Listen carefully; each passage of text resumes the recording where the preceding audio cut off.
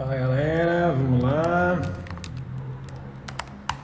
Vou abrir o gravador aqui pra gente não tentar não atrapalhar hoje que nem a gente fez ontem, aquela atrapalhada com o Pedro.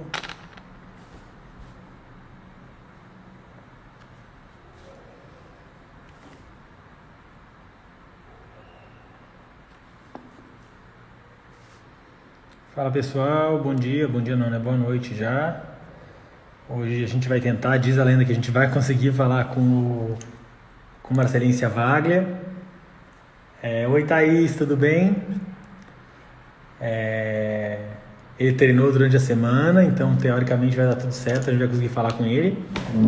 Ontem a gente teve a live com o Pedro Vienes. Para quem está acompanhando, está tendo muita live bem legal, assim, está tendo bastante coisa. O Pedrinho está fazendo umas lives tendo aula, o Yuri está conversando direto com os cavaleiros. Amanhã ele vai ter uma...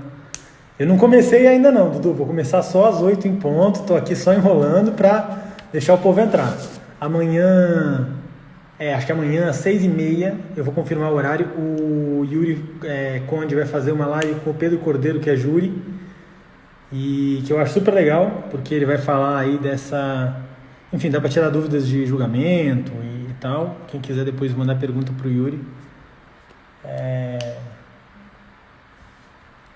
Cara, o Ravi, João, tá marcado na quinta-feira. Ana Paula, as lives já estão no YouTube, eu não coloquei, acabei não colocando no canal meu, a Malu colocou no canal do Hipismo. Depois eu tento mandar para vocês o link. Marcelinho, se você entrar, me dá um oi, tá? Para eu poder te chamar. Deixa eu mandar um WhatsApp para ele aqui.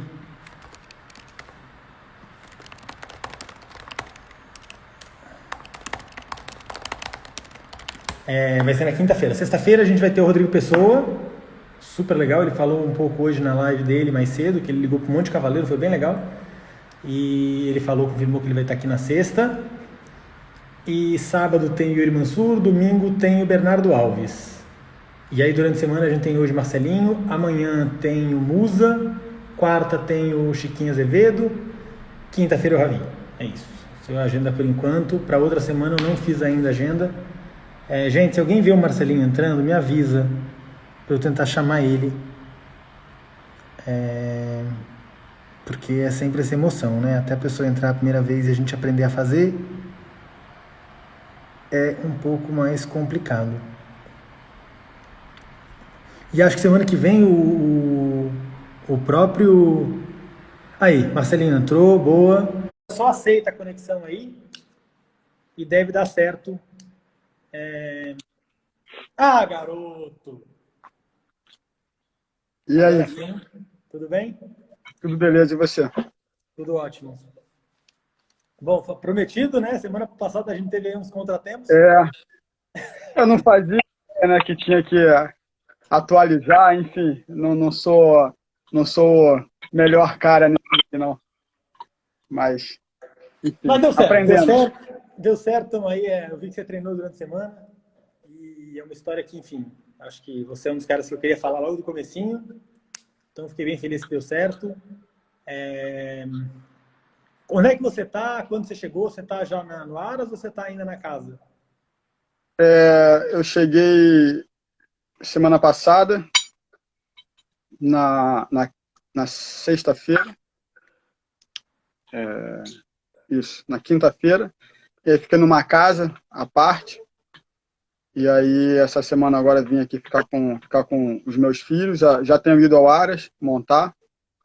E a nossa rotina está um pouco mais leve, mas praticamente normal, assim, esperando abrirem as porteiras para a gente poder sair galopando. Mas, por enquanto, é ficar em casa. Ainda mais eu tenho dois filhos, fora todos os outros funcionários que também têm filhos. A gente tem que manter bastante consciente aí todo mundo do que é preciso ser feito agora, né? Nessa hora. A imagem, ela tá boa, João? Você tá me vendo bem? Super bem, tá ótimo. Boa. Não, seu filho, inclusive, tinha mandado mensagem na semana passada, querendo assistir você e tal. Achei super legal. Ele tava... Vou mostrar aqui. Estão aqui comendo sopinha. Os dois. Ah, coisa boa, hein? Os dois primeiros filhos. A melhor coisa que tem hoje em dia são eles dois, disparados. Boa, Marcelinho. Marcelinho, vamos então fazer uma retrospectiva grande aí de história. Eu mesmo não sabia quase nada da sua história de vida, eu fiquei sabendo um pouco quando eu li uma matéria no jornal do Globo, ou alguns Sim, jornais publicou. Então, eu queria que você contasse um pouquinho desse começo de vida mesmo, para a galera que não te conhece, mas aí vamos passar para o Fora do Cavalo, que é o que importa mesmo. sim. Eu nunca falo muito sobre isso. São dois universos assim muito diferentes, sabe? O universo onde eu nasci e fui criado, né? Eu tive a grande sorte de nascer em frente à praia, no Recreio, próximo à Barra ali. Mas o Recreio, há 42 anos atrás, você imagina como é que era, né? Era uma praia deserta, não tinha nada. Meu pai, ele destruiu uma lixeira que tinha, pequeno, construiu uma casa entre as pedras, assim. Eu passava praticamente a minha infância, passei praticamente a minha infância inteira. A gente descia uma rua, ia para a favela do Terreirão, onde eu ainda tenho muitos primos e tios lá. Foi uma época muito boa. Foi a melhor época de toda a minha vida. Assim, eu me lembro dessa fase da minha vida foi muito boa. E aí, os meus pais, quando eu tinha 7 para 8 anos, se separaram. Eu fui embora com o meu pai. Engraçado, embora eu amasse mais a minha mãe, acho que a criança nessa idade é mais ligado à mãe, né? E o meu pai foi para a Serra, Miguel, né? E indo para a casa dele, a gente passava em frente a uma hípica que tinha, que era do Hugo, pai do Zé Paulo, que é pai do Felipe. E o meu pai passou lá para ver sobre aula e tudo. E nessa época o Hugo só dava aula para quem tivesse cavalo próprio. E aí depois passou um ano, meu pai voltou lá e o Hugo já tinha feito um outro sistema em que eu pude fazer aula. Eu me lembro que a gente fazia aula toda quarta-feira. Na terceira aula, meu pai e o Hugo já ficaram bastante amigos. Meu pai era uma pessoa muito boa, falava muito bem, uma pessoa muito amável, assim. Eles ficaram grandes amigos e aí então eu já passei a fazer aula de graça. O Hugo era uma pessoa bastante exigente, assim, bem rústico. A gente tinha que fazer tudo, né? Encilhar, eu aprendi a fazer tudo, limpar a cama. E aí, quando eu tinha mais ou menos 11 ou 12 anos, eu acho que 11 anos, o Zé Paulo voltou de Brasília, eu acho que ele estava passando um tempo lá. Ele tinha perdido o cunhado dele, que era um cara que montava super bem. Era Luiz Fernando Monerá. Diziam que era um craque, que montava super bem. E o Zé Paulo acho que se afastou durante uns 10 anos. E aí, quando o Zé Paulo voltou, foi ele que me deu uma grande força, assim. E aí, desde então, não teve mais pausa, né? Desde que eu comecei mesmo a sério ali, aos 11 anos, eu comecei a sério mesmo. Aí não tinha mais como voltar atrás. E aí eu fiquei em Miguel Pereira até os meus 18 anos. Com 18 anos eu voltei para o Rio. E aí morava com a minha avó, terreirão mesmo. E aí ia montar na casa do Elinho, foi meu grande mestre também, pessoa, né? O Elinho é um cara que sabe muito, eu gosto até da forma como ele ensina, que ele ensina uma coisa por dia, sabe? Eu acho que no Rio, Brasil, até a gente não tem muita experiência com esse tipo de coisa. Assim, as pessoas gostam de estar ouvindo muita informação, assim, né? E o Elinho, eu pego dessa época, quando eu montava com ele ali, cara, o estilo era tudo tão polido, sabe? Como eles prezam por essa parte. Eu montava, era bem fino, assim. Aí eu montava no Elinho de 7 ao meio-dia, aí voltava para minha avó, almoçava lá e ia para o Marapendi trabalhar com o Ju, o Hércules, que o Ju é uma pessoa, é a pessoa que até hoje, fora os meus pais, e o Zé Paulo mesmo, que me deu muita força. O Ju até hoje é um cara que me dá muita força, impressionante. Todas as vezes que eu quase desistia, tinha ele, o cara que estava ali impulsionando, eu devo muito a ele. Porque ele é um grande amigo mesmo. E aí eu montava ali com o Ju praticamente de 2 até a hora que foi. Horas que eu tinha dias que eu chegava em casa 10, 11 horas, assim, à noite, tarde. E dali, depois eu comecei a montar só no Elinho e no Aras Pegasus. Trabalhei para o Filipinho na FAP durante 8 meses. Aí saí dali, depois eu fiquei só no Aras Pegasus, aí fui para Itália, através de dois alunos, na época grandes amigos meus, Tiago e Lucas Mesquita. A mãe deles morava lá, a gente foi... Eles já tinham ido, acho que um ano antes, conheceram uma Ípica, que é do Inácio Phillips, casou com a Jenny Richard Phillips, né? E aí na Itália eu fiquei...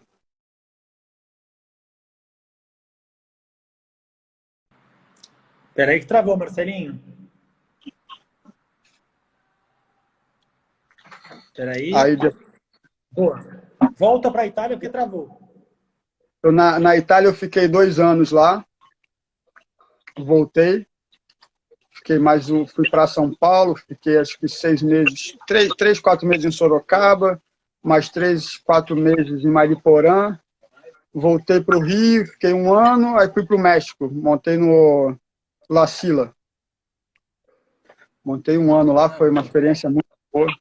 Conheci grandes caras ali, na época ele tinha o Rolf Goran Bengtsson, Maria Gretzer,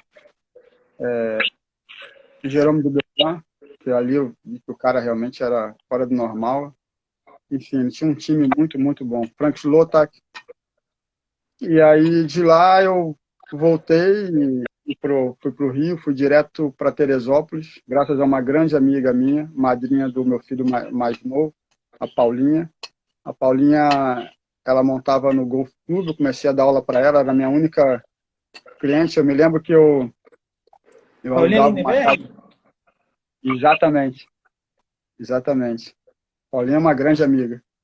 E aí eu dava aula para ela, ela me pagava acho que R$ 800, eu alugava uma casa de 1.000. E só tinha uma bicicleta, tinha que ir de bicicleta. Mas engraçado que essas é muito, muito boa. E aí dali eu fui montar no RJ, indicação dela, eu comecei dando aula lá no Aras RJ. E ali foi a primeira vez que eu tive realmente um apoio, assim, depois de eu estar uns 2 anos ali dentro, é que eu tive bastante apoio deles, e aí a minha vida equestre. Aí eu acho que as pessoas começaram a me enxergar um pouco mais, porque desde o início, Hélio Pessoa, Rita Bezerra, a Rita me deu muita força, Jorge Chazo.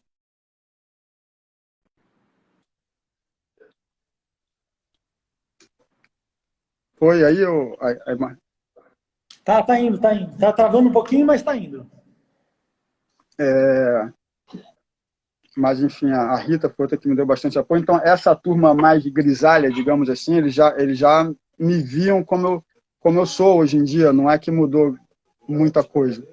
Mas aí, acho que depois de 2 anos montando ali pro RJ, as pessoas começaram a me ver um pouco mais, né?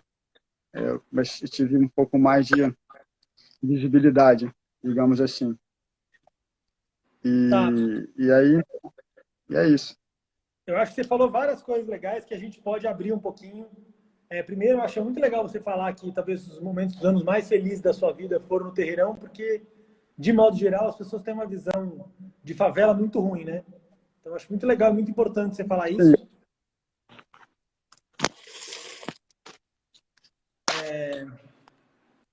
Então, de qualquer maneira.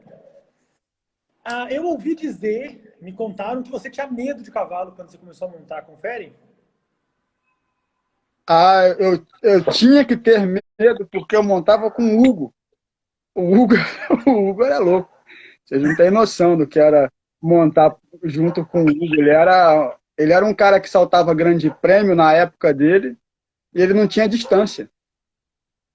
Então ele saltava pela raça. Tem uma história do Hugo. O Hugo era um cara que se vestia como cowboy, assim mesmo. Ele tinha uma força nas pernas muito grande. O filho dele, Zé Paulo, e o neto, Felipe, igualmente. Você não vê eles fazendo tanta força, eles têm, sabe, a perna é muito forte.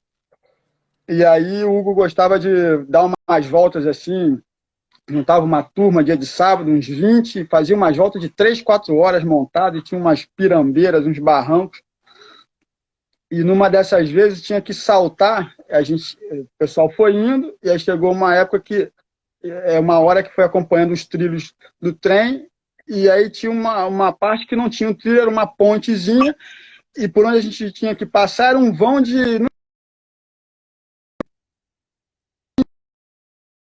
A gente volta daqui, né? Deu.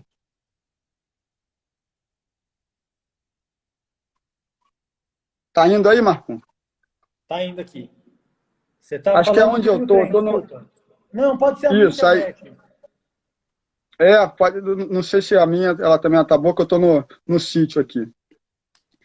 E aí todo mundo falou, Hugo, agora a gente tem que voltar, que tem que saltar esse... Era uma ponte, e onde a gente passava era um vão, tinha um vão para baixo, eram uns 2, 3 metros, e a largura devia ter a mesma coisa, uns 2 metros no máximo. E aí o Hugo falou, não, vamos voltar não, vamos passar. Todo mundo falou, não, não dá, não dá. Ele falou, não, espera aí que eu vou antes. E ele veio para passar, o cavalo se recebeu com uma mão em cima e a outra mão no buraco, e ele saiu virando. E se levantou aquela poeira, porque era terra, né? Foi um tombo horrível. E aí todo mundo olhando, meio assustado, assim, falou, Deus do céu. Ele se limpou, falou, agora vem! E mandou todo mundo... Eu já tinha medo, mas montando com ele eu ficava apavorado, porque ele era muito rústico, assim, era... A tropa, ele apanhava no Jockey Clube, eu cansei de tomar comando exterior afora, ladeira abaixo, você tinha que ser muito valente. E, enfim, eu fui aprendendo a ser, não era tanto, não. Nessa época você já saltava concurso, Marcelinho? Ou você montava e trabalhava nos cavalos? Montava só em casa, saltava as provas internas, o Hugo fazia muita prova em casa, assim, ele gostava muito de cross country e também de provas clássicas, né? A minha primeira prova que eu saí, eu tinha 12 anos, foi em Niterói, no Hípico Fluminense. Eu não tinha gravata, e quem me deu a minha primeira gravata foi o Hércules Gadelha. Então, quando foi o seu primeiro título? Você lembra? O primeiro campeonato que você ganhou, assim, que você tem memória? João, eu não sou um cara de ganhar muito título, não, viu? Eu não sou uma pessoa assim, nunca Opa, tive. a história diz o É verdade. contrário. Não, se você pegar mesmo assim o currículo, ok, de repente as vitórias são marcantes, assim, mas eu não sou uma pessoa de ganhar tanto, não. Meu primeiro título importante veio já. Eu não consegui saltar mirim. Eu saltei uma prova júnior com um puro sangue que a gente tinha pego há 6 meses e um outro que estava com a gente há 1 ano. Os cavalos tinham feito uma prova de 1,20 m, outra de 1,30 m. Não foi legal. E aí eu vim a saltar depois só sênior. As primeiras provas que eu saltei mesmo, assim, que eu pude saltar foi sênior. Eu fui campeão estadual sênior top, acho que em 2000, eu acho. E aí depois ganhei mais uma vez em 2003 na casa do Filipinho. Tava o filho dele, eu tenho até a foto, tava o Fábio. Mas os primeiros títulos mesmo importantes vieram tarde, eu já era sênior já. Eu não consegui saltar nenhuma outra série mais baixa, era muito... Não é um esporte muito fácil, né? Você tem que ter grana, né? Então, Tem que ter grana. Marcelinho, mas aguenta só um pouquinho aí. Eu vou tentar sair do Wi-Fi aqui para ver se melhora a minha internet, que o pessoal está reclamando. Peraí.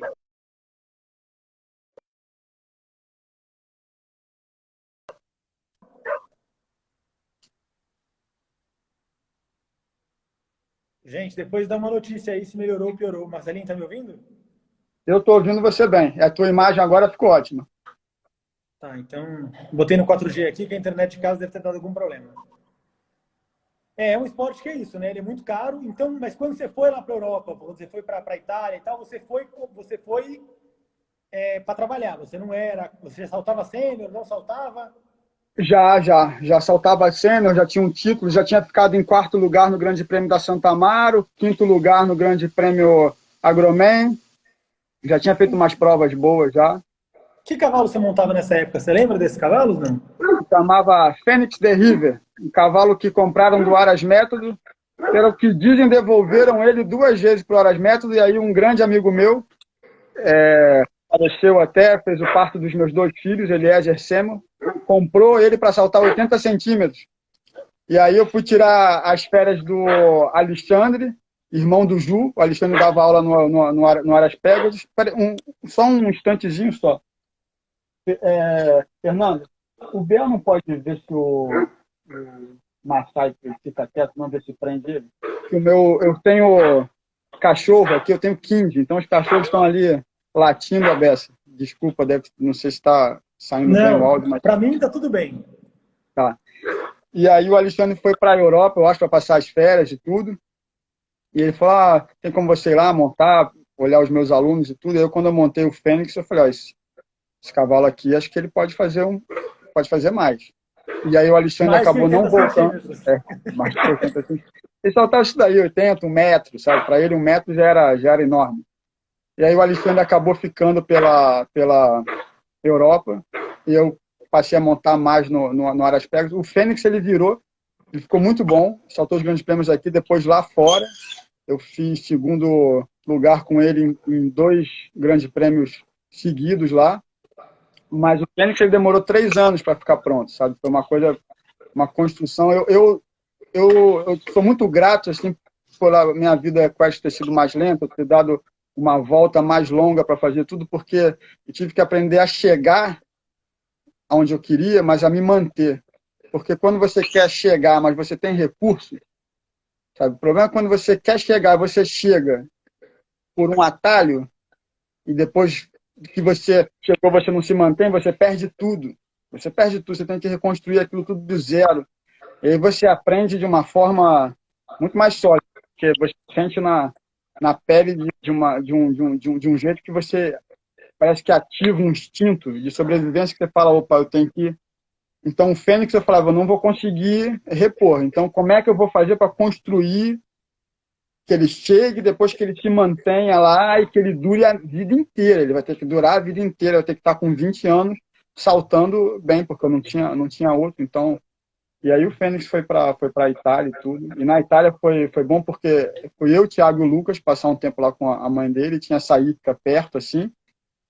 A gente esquiou um pouco e aí chegando lá, o Inhas Phillips achava que eu era amigo deles, porque eu tinha 22, 23 anos, o Thiago acho que 17, 16, 17, só que eu tinha cara de ser muito mais novo. Com 23 eu tinha cara de 17, 18 anos. Ele falou, vocês querem montar aqui, vocês podem vir, eu não cobro nada, vou dar para vocês 9 pontos para domar, e mais aqueles 3 ali que vocês montam. Depois é que eu soube que os 3 eram acuados, assim, aí ficava eu, o Thiago e o Lucas. O Lucas Mesquita, no terceiro dia, já abriu o pulso, já não queria fazer mais nada. O Thiago, igual, assim, foi um pouco mais. O Thiago tem mais fibra. E aí eu acabava montando...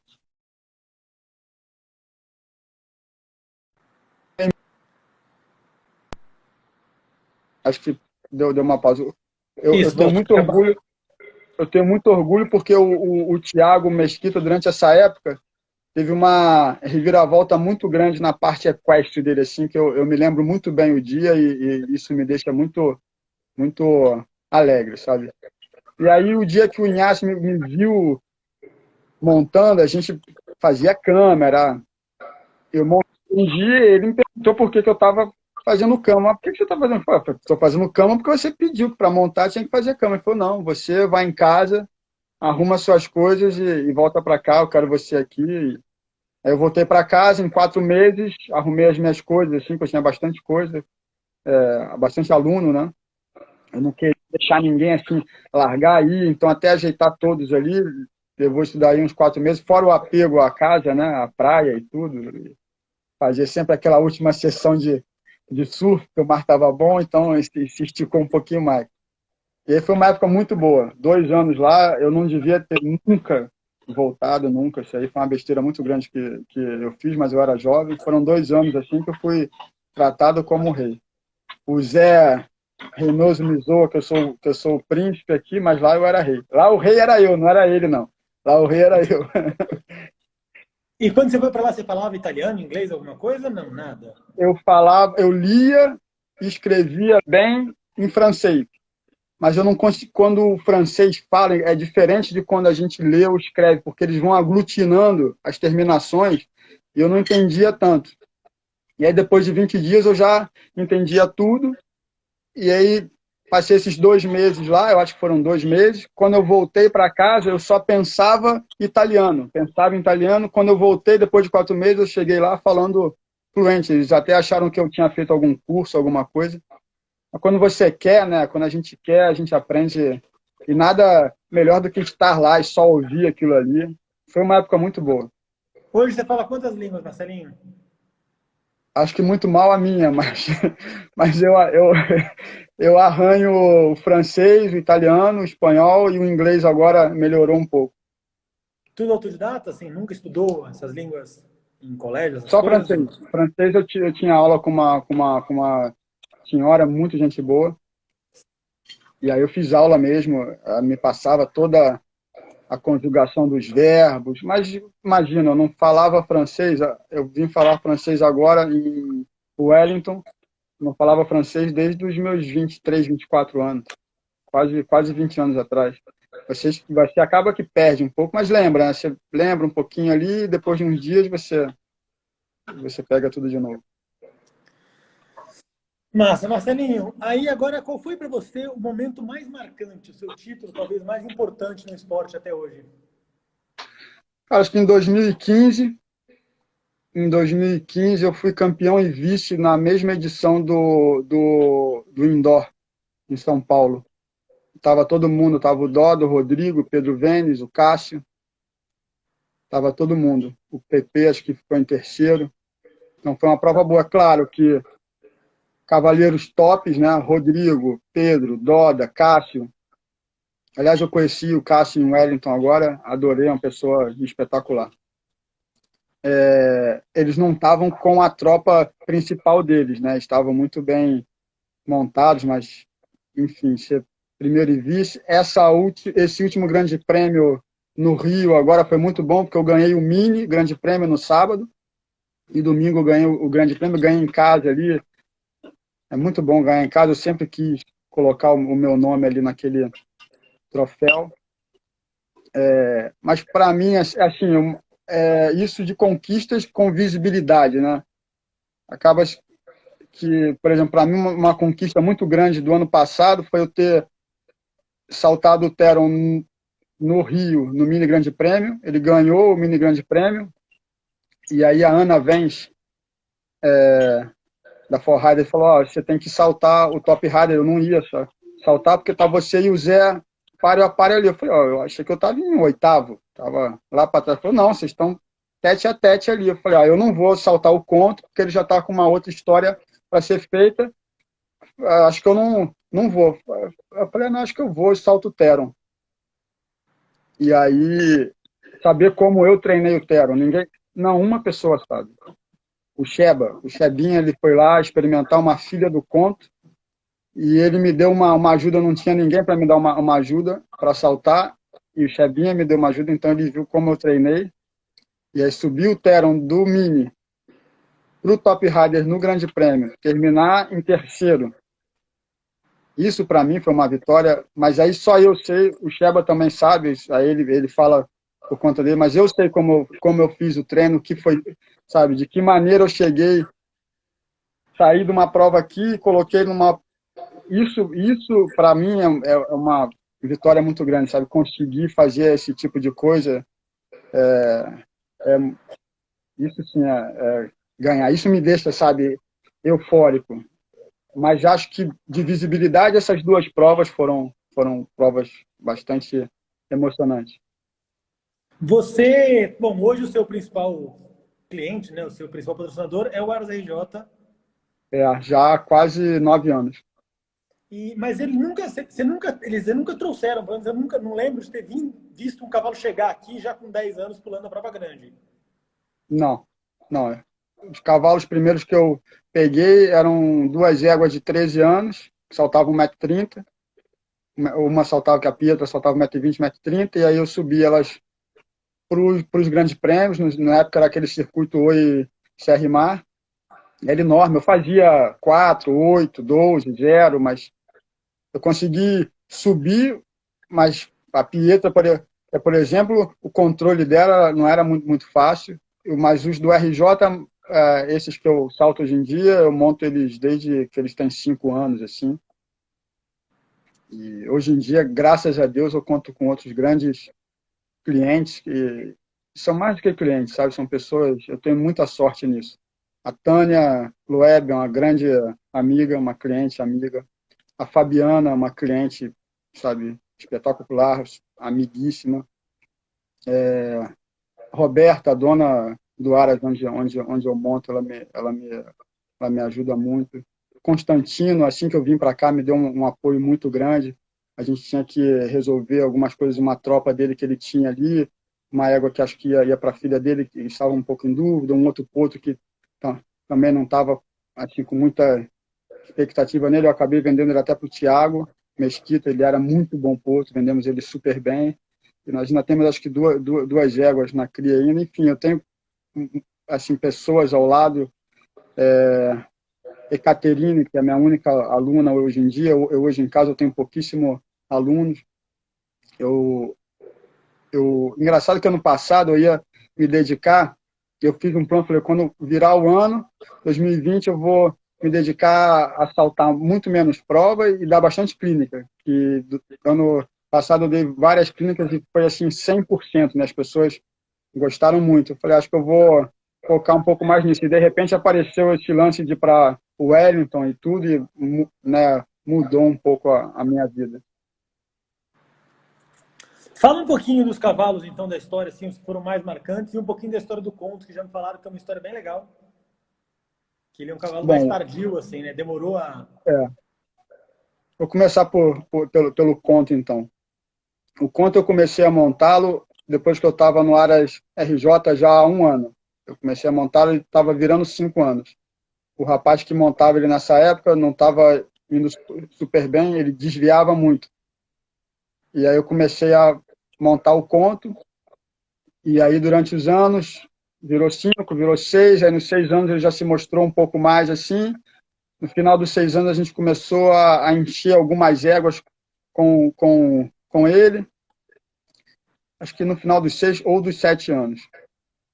E aí depois com 8 ele começou a fazer algumas provas assim de 8 anos, de vez em quando um grande prêmio. E aí no final dos 8 anos, ele virando 9 assim, com 9 anos ele oscilava muito. Ele vinha, fazia um 0, mas como todo ano ele passava 3 meses cobrindo, ele chegava para mim muito tarde. E aí eu começava o ano com aquele delay, assim, ele sempre um pouco para trás, e ele garanhão, já começou a ficar muito garanhão, sabe? E aí, de repente, ele vinha, um desvio, ou então fazia 12, ou então vinha fazendo um 0 lindo, e de repente olhava para o lado e dava um bico, e eu já estava desesperado, né? Falei, puxa vida, esse cavalo. Liguei para o dono dele, que é uma pessoa ímpar, doutor Roberto, é uma pessoa espetacular. Se não fosse ele, o conto não era nada. Nesse dia, ele me deu uma grande aula. Eu liguei e falei, doutor Roberto, eu reconheci o grande prêmio.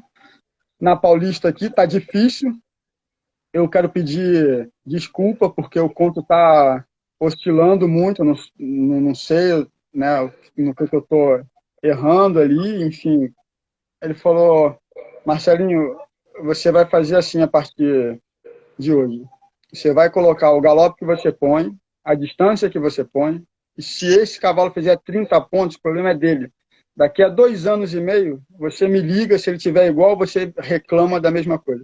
Nesses 2 anos e meio, você esquece as faltas, porque ele vai ser tardio, ele cobre muito, e é impressionante. Mas ele é uma pessoa assim, ele começou a criar lá fora há 40 e poucos anos atrás.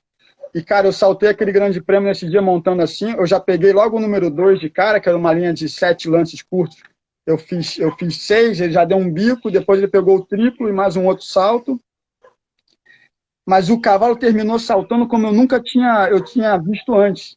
E aí eu liguei para ele e falei, doutor, o cavalo ele realmente ele fez as faltas, mas ele mudou. Então ali ele me deu uma estrada e uma segurança muito grande, sabe?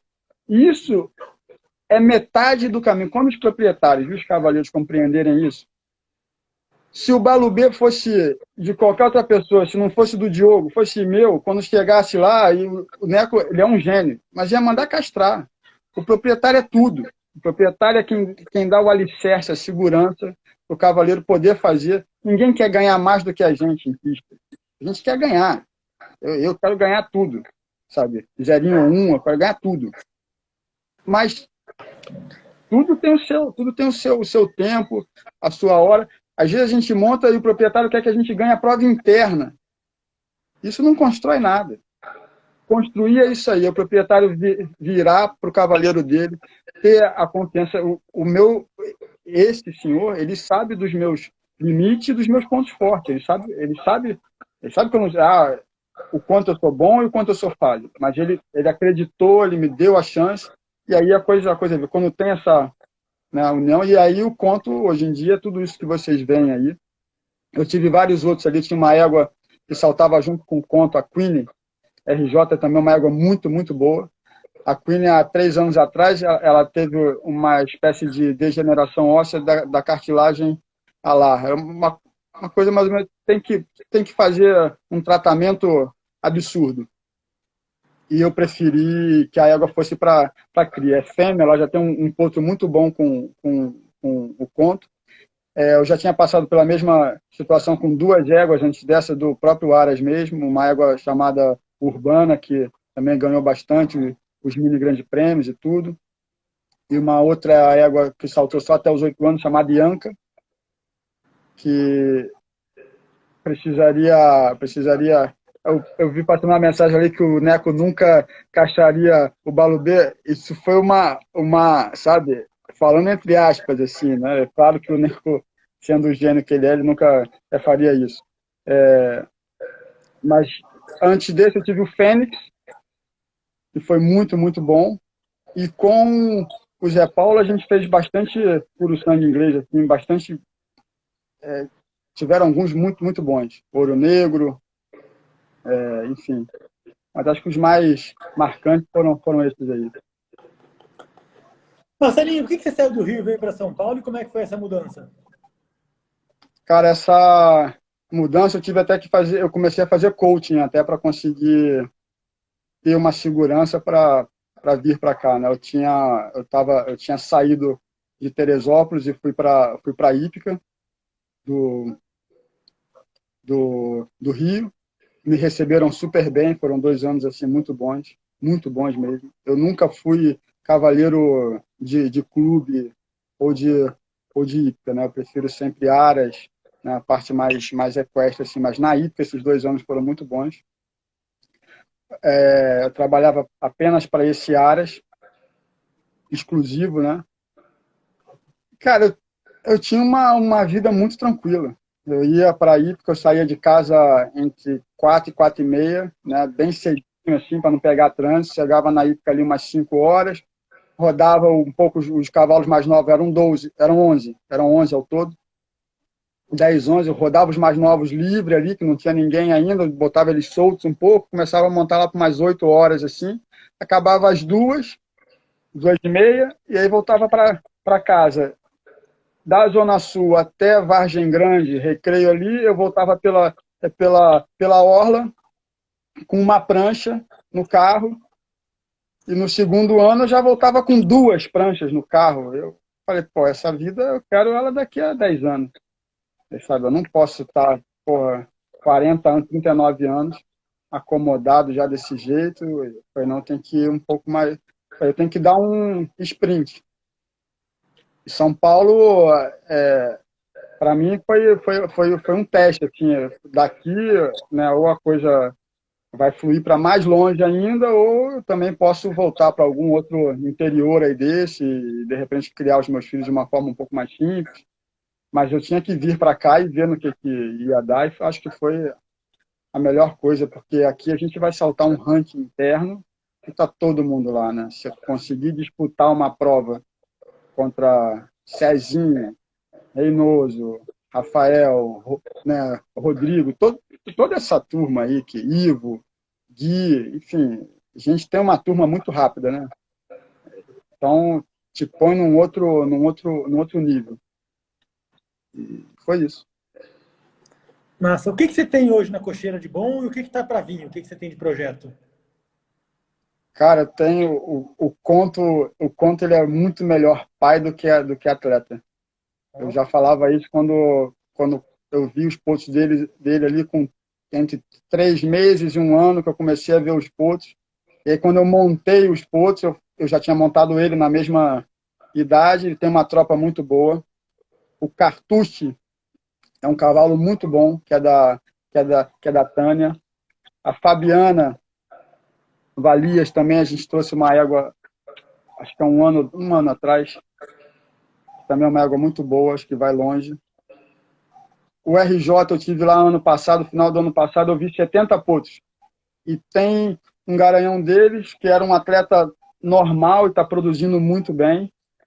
Fora os filhos do conto que eu tenho, que os mais velhos estão com 7 anos. São muito bons. São cavalos muito bons. Marcelinho, você monta muito potro, né? Na verdade, você raramente Adoro. prova cavalo pronto. O É. que você procura num potro? O que você sente quando você monta e fala, esse... Bom, a primeira coisa, depois que eu monto, inteligência. Um cavalo pode ter limites físicos, tanto de movimentação, quanto de força ou de limpeza, mas se ele tem inteligência, e você dá o tempo certo, eles aprendem. Depois, para mim, especificamente, se eu for para algum cliente, alguma coisa, não, mas para mim, caráter, temperamento forte. Os cavalos mais difíceis, assim, com temperamento mais forte, são os que eu mais gosto. E para mim, engraçado que eu aprendi isso com o Zé Paulo. Uma vez a gente saindo para correr, eu acho, e o Zé Paulo ia no Jockey comprar a tropa. Então a gente não tinha a oportunidade de ver eles dando nenhum salto. Os cavalos não davam nenhum salto. E ele escolhia muito bem. Ele escolhia super bem. Ele poucas vezes errou assim. E, por exemplo, o que que você vê? Por que que você acerta tanto? O que que... Ele falou, Marcelinho, quando eu olho assim, me dá um... E aí, naquele momento, eu captei assim, o que é você ter esse insight, sabe? E engraçado como isso realmente ocorre. Sabe? Você às vezes olha assim, te dá uma... Você tem o feeling, sabe? A sensação. Você tem que acreditar naquilo ali. E aí, claro, você tem o feeling, mas você tem que olhar a parte física, né? Os aprumos, como é que ele é e tudo.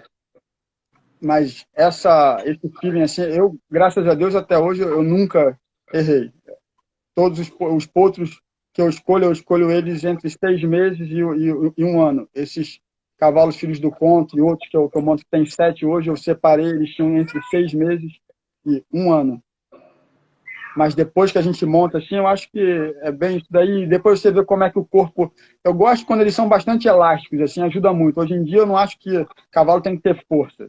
Força você põe para puxar arado. Ele tem que ter mobilidade, né? Ele tem que sair rápido do chão, tem que ter um corpo bastante elástico.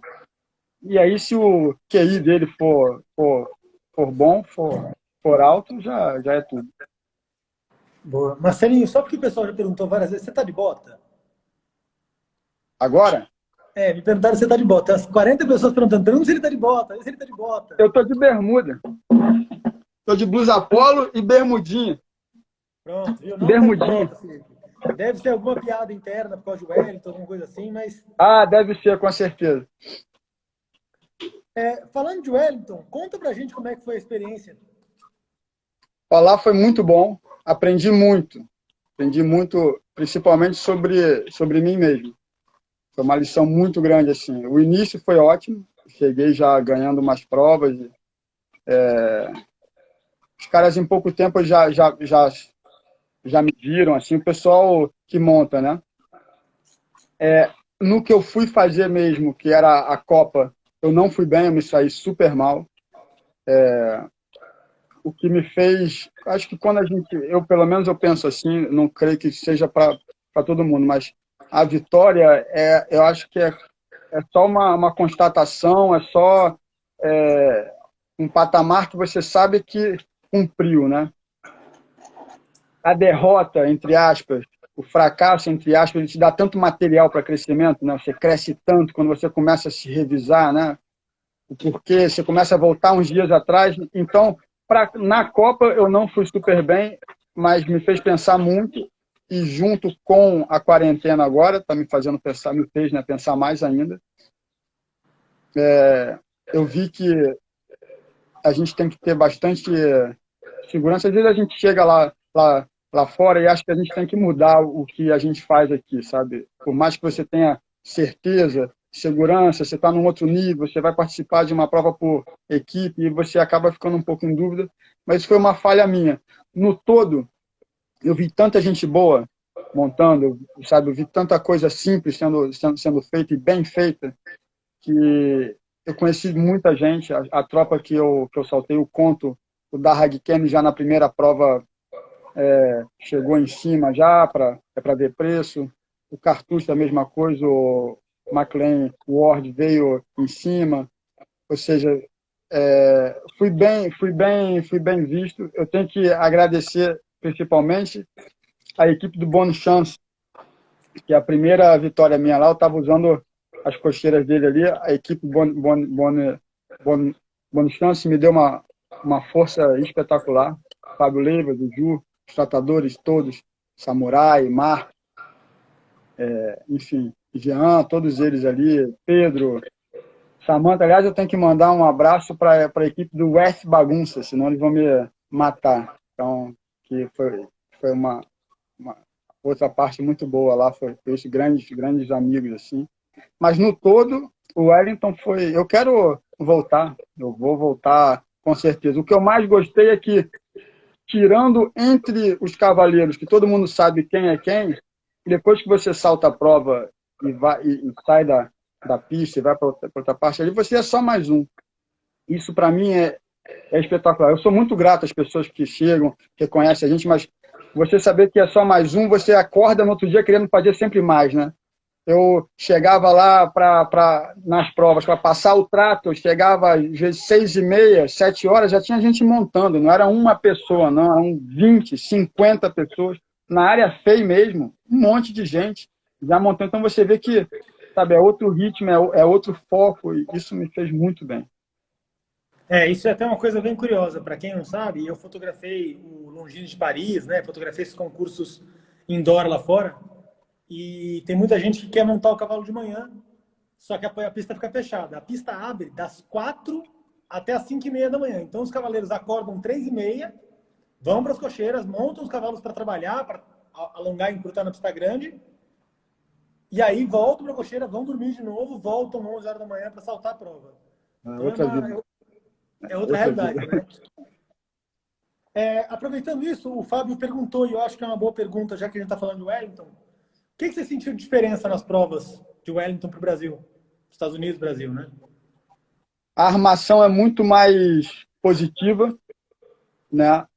No todo, assim, até uma dica para quem arma as pistas, os caras que armavam antes, quando queriam dificultar, era sempre uma linha de 4 lances curtos, que não tinha muita variável, né? 4 lances curtos são 4 lances curtos. 5 você ainda consegue dar um jeito ali, mas a armação sempre muito positiva. Para frente, o tempo curto, então obriga você a colocar um ritmo em que o cavalo tem que ficar limpo naturalmente, tem que ser limpo, né? E te põe numa atenção com um reflexo muito mais em dia. Eu me surpreendi muito, não só com os cavaleiros, que realmente eles são muito bons, eles montam muito, muito bem, assim, mas a tropa é impressionante, os cavalos são muito bons, muito bons. Isso não dá para competir com o grau de investimento que eles fazem nesse esporte, não dá para competir. Com eles dá para competir, de cavaleiro assim, dá para competir, mas com a tropa deles é muito difícil. Então essas duas coisas, assim, a qualidade do piso, que acho que mudaram para esse ano, o piso está muito bom, ficou espetacular. Acho que são essas as coisas que eu acho. Boa. Essa história que vocês estão pedindo para contar está anotada. Se o Marcelinho quiser contar agora, ele pode contar, mas senão a gente continua. Qual é a história? O carrinho de golfe do Giló. Essa foi muito engraçada. O Giló, tratador, ele estava me dando uma ajuda lá em algumas provas quando o Cartucho chegou, depois chegaram mais dois, eu fiquei com pouco tempo. E aí, eu saltando as provas da FEI, você tem que ter alguém que te ajude ali fora. Você aquece, você tem que ter alguém, porque é um salto só para você. E aí, eu tinha que comprar feno, eu acho, ração ou feno. E o Giló, eu falei, Giló, vou precisar pegar o carrinho de golfe, você empresta? Eu falei, empresta. Onde é que ele está? Ele falou, tá ali. Eu falei, é aquele mesmo verde que fica com um paninho em cima, no banco, e a chave? Ele falou, é esse mesmo. Eu fui lá, olhei, carrinho verde, com a chave lá, entrei. E ele falou, faz assim, enche o tanque, que não está com o tanque cheio. Aí eu parei, fui encher o tanque. Quando o cara abriu, o tanque estava cheio. Eu liguei para ele e falei, Giló, você está ficando doido, o tanque tá cheio. Ele, mas é? Eu falei, é. Falou, mas não é possível, não tá cheio. Falei, bom, vai lá então. Eu fui lá, comprei o feno, a ração e tal. Quando eu tô quase voltando, ele falou, ó, volta porque o carrinho de golfe, o meu, tá aqui ainda. Você pegou de outra pessoa. Aí, o quê? Falou, é. Aí eu voltei voado, com o carrinho cheio de feno, todo imundo, sujo pra caramba, mas que nem um louco. Quando eu tô prestes para parar, assim, você fica aí, você me espera na porta, porque você tem que explicar quando eu tô chegando, a mulher já me olhou com uma cara e falou, Iu! Eu, sorry. Aí, enfim, depois no outro dia eu levei umas flores para ela lá, coloquei em cima Do carrinho. pô, eu me senti, mas ela viu depois que, né, que os carrinhos eram muito iguais, assim. Ladrão de carrinho de golfe, né? Você vê, o cara sai do Rio de Janeiro para roubar carrinho de golfe em Wellington, né? Claro. Marcelinho, qual que é o seu maior sonho no esporte hoje? Saltar Aken durante 4, 5 anos. Ser convidado, né? Acho que ser convidado para saltar Aken, você tem que estar num nível equestre, assim, muito bom. Conseguir saltar mais de uma vez, então, para mim, Aken é... Depois, talvez, Spruce Meadows, mas acho que Aken é um sonho. Tá bom. Eu vou fazer aquele bate-bola que eu fiz com todo mundo e depois eu vou começar a entrar nas perguntas que a galera mandou. E Tá. aí, se for o caso, a gente fecha e abre outra, porque talvez história é 1 hora, tá? Tranquilo. Se você pudesse escolher um cavalo no Brasil para você montar, quem seria? Hoje, Hoje. os cavalos da Lafranc. Qualquer um dos dois. Acho os dois muito bons. O Alazão, Escadão, então, é espetacular. Chicago. Isso, o Chicago. O Chicago seria ele, eu acho. Massa. E um cavalo no mundo? Ó, um não, mas dois, o Explosion e a Alice. Eles estão sendo quase que assim, unanimidade aqui. Tá todo mundo falando são, deles. são muito bons, né? Boa. Fala para mim, agora é um pouco mais difícil, um cavaleiro no Brasil que você se inspire, que você acha que realmente é diferenciado. No Brasil, eu costumava olhar muito a velha guarda, né? Filipinho Pai, era um cara que eu olhava muito.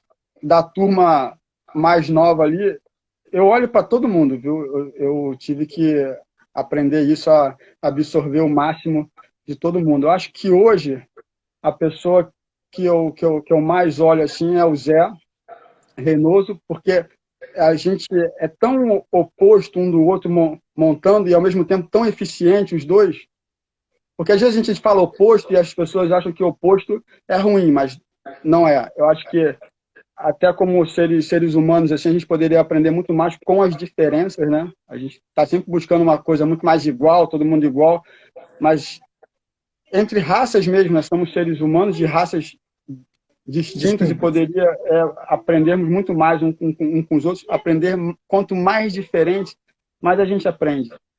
Então, acho que o mais diferente do que eu faço hoje, e ainda assim tão eficiente quanto o Zé, eu olho muito ele. O Thiago Mesquita é um cara que eu gosto muito da forma como ele acompanha o salto. Então, eu vou meio que montando uma colcha de retalhos, enfim, mas acho que o Zé... Cezinha é um cara que eu gosto muito, sabe? O ritmo dele, enfim. Eu gosto muito da forma como ele põe a tropa ali, sempre com um bom ritmo. Tá. E agora, se fosse um cavalo da história, qualquer Um cavalo. também vai ser difícil. Pode ser Se eu dois, puder, três, tá tudo bem, eu tô liberando. ó, eu gostava muito do Game Twist, do Milton, gostava muito do Rickstead, do Balubê e do Zurquis. Então, 5, né? Eu sou fominha, né? Sou fominha. Mas Game Twist, eu acho que ele era moderno até hoje, sabe? O Milton era um sonho, né? Parecia um pônei, aquela crina dele cheia, assim, todo branquinho, com um super jockey em cima dele ainda. Balubê, pô, imagina, com outros dois craques em cima, o Rickstead ganhava muito. O Zurkis é um fenômeno, né? Você pegar os vídeos dele, até hoje em dia, acho que ele ia ganhar bastante prova. Ele era uma raça, enfim. O Vitor garantiu. O Vitor falou que hoje em dia ele ganha muito mais. É, É. top. Marcelinho, e aí da sua história, dos cavalos que você montou, se você pudesse abrir aí um túnel do tempo e trazer um de volta para chegar na sua cocheira, vamos botar aí com 10 anos ou 9 anos, quem se traria? Eu montei uma égua quando eu era muito jovem, chamada Agnes, e um puro sangue chamado Coian, que era um fenômeno. Coian, depois a gente vendeu, acho que para o Beto Dias, quando ele era júnior. Mas vou te falar que dos que eu já montei até hoje, o que eu mais gosto é o Teron. Se eu pudesse ter ele com 5 anos, não com 10, mas com 5, eu amo o Teron, adoro aquele cavalo. Boa, Marcelinho, eu vou fazer aquilo que eu falei, eu vou fechar essa live e vou abrir outra Tranquilo. para a Beleza. gente poder falar com as perguntas das pessoas, enfim. E aí tem umas Tá. perguntas que eu anotei aqui ainda, ok? Então, gente, eu já volto, vou fechar e abro outra.